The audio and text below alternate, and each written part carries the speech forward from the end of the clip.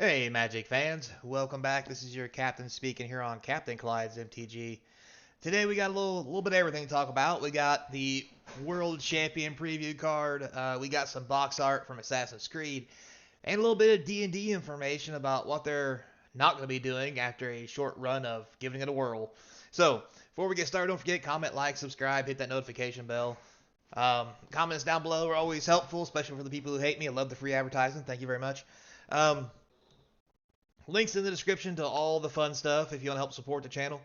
If you're ShamWow, you should have already contacted me by now. I'm a little sad you haven't. But anyway, don't forget the easy way to support the channel is just subscribe and watch some videos for me. I greatly appreciate it. So, without further ado, let's get into it. Let's start off with the last card spoiled for Thunder Junction. Duelist of the Mind, a blue and 1 for a blank 3 power creature, has flying and vigilance. Duelist of the Mind has power equal to the number of cards you've drawn this turn. Whenever you commit a crime, you may draw a card. If you do, you have to discard a card. Triggers only once each turn. I'm really interested in what this create a crime or commit a crime is. So we'll leave it off the table for right now.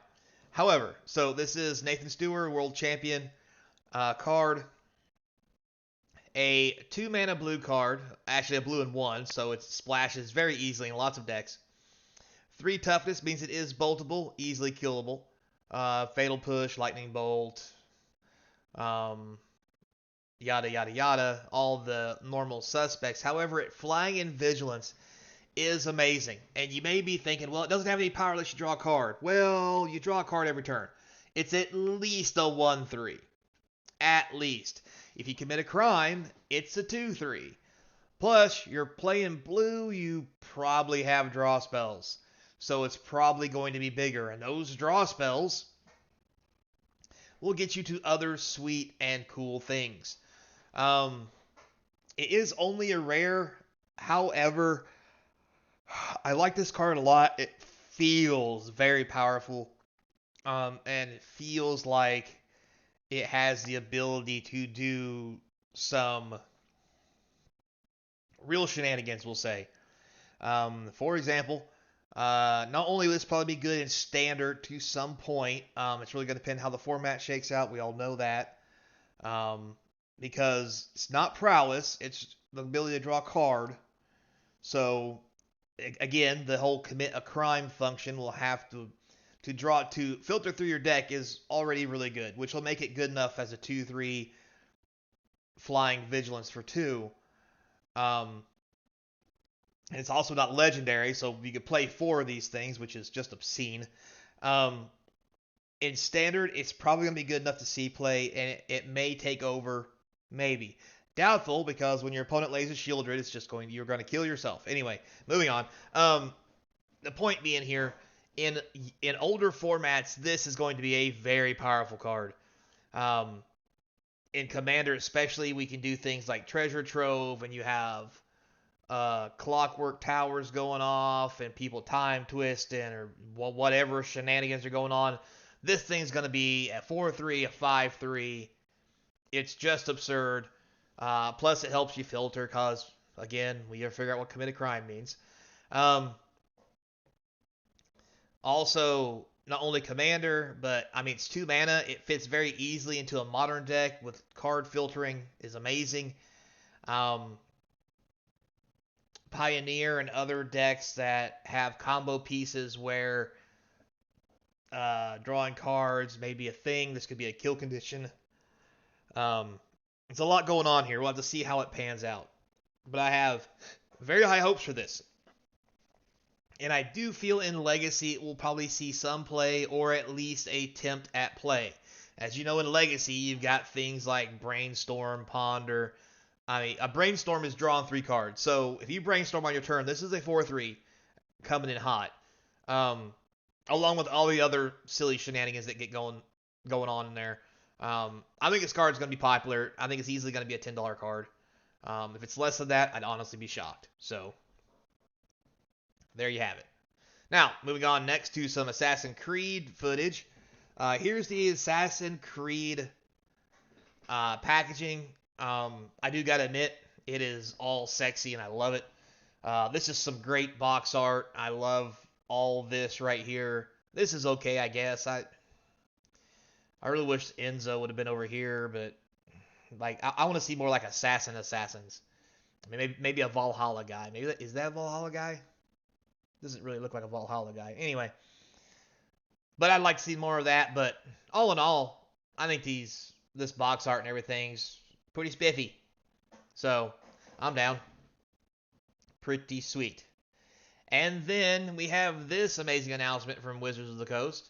Dungeons and Dragons no longer supporting a language. So as you know, Dungeons and Dragons was around 7 languages deep.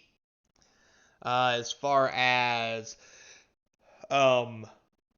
it being translated, different formats for around the world, so that all the books were in the local language.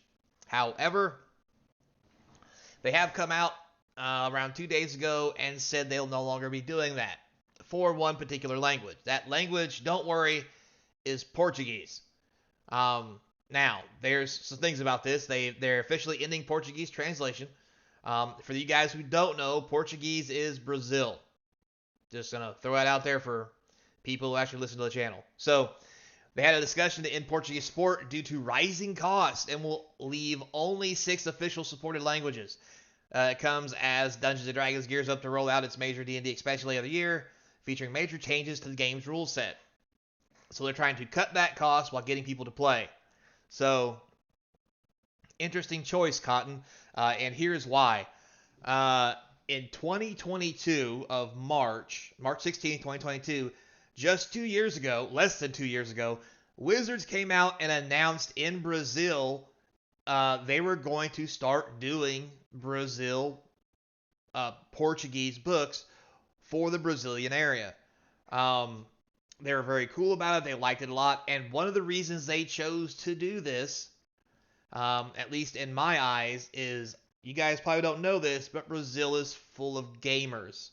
It had a lot of Sega games were real big over there, outselling NES at one point, along with lots of others. D&D, I hear, is huge in Brazil.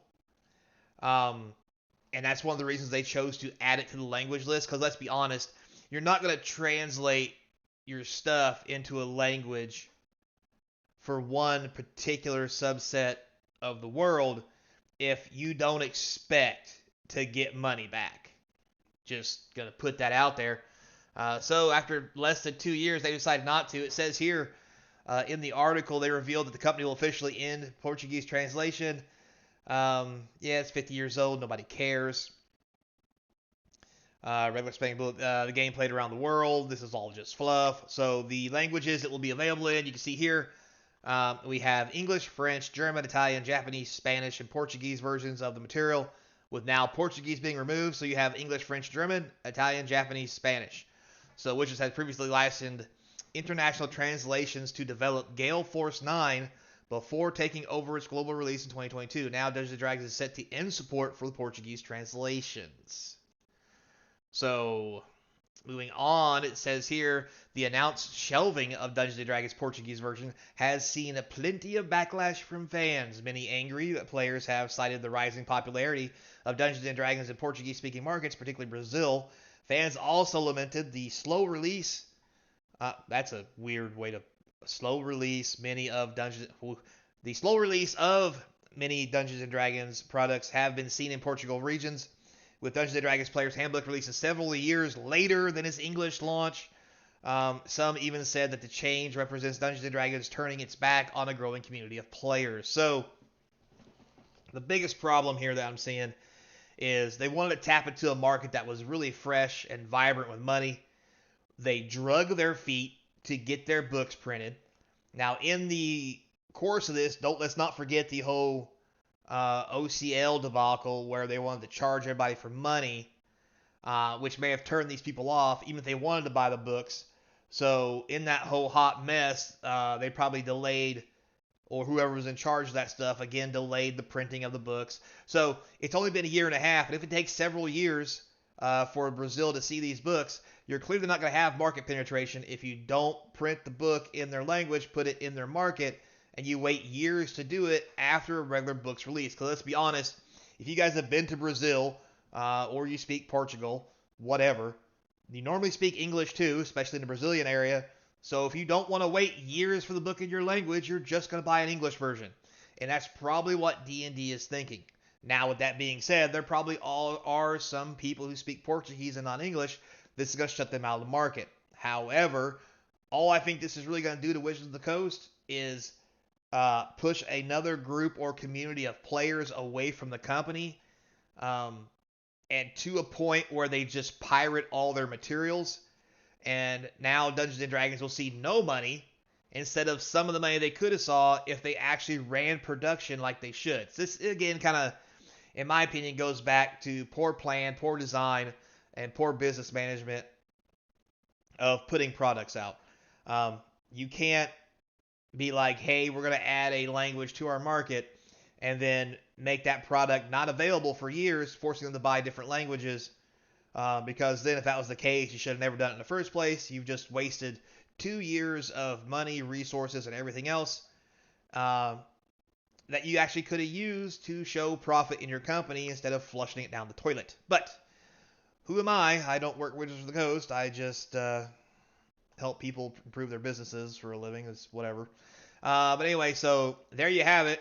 Wizards of the Coast, again, making stellar moves and shaking up the business by spending money for 2 years on shit they apparently didn't need or couldn't produce because they're bad at it. So, whatever. At least at the end of the day, we got some sweet Assassin's Creed and a pretty cool card. It's probably going to see a lot of play in Thunder Junction. So, I mean, 2 out of 3 ain't bad, right? So, thanks a lot for watching, guys. I do appreciate it. Till next time, be kind. As always, I hope to see you across from the game table. Maybe we'll play some D&D. I'll do a live stream for the guys in Portugal and translate all the shit for them.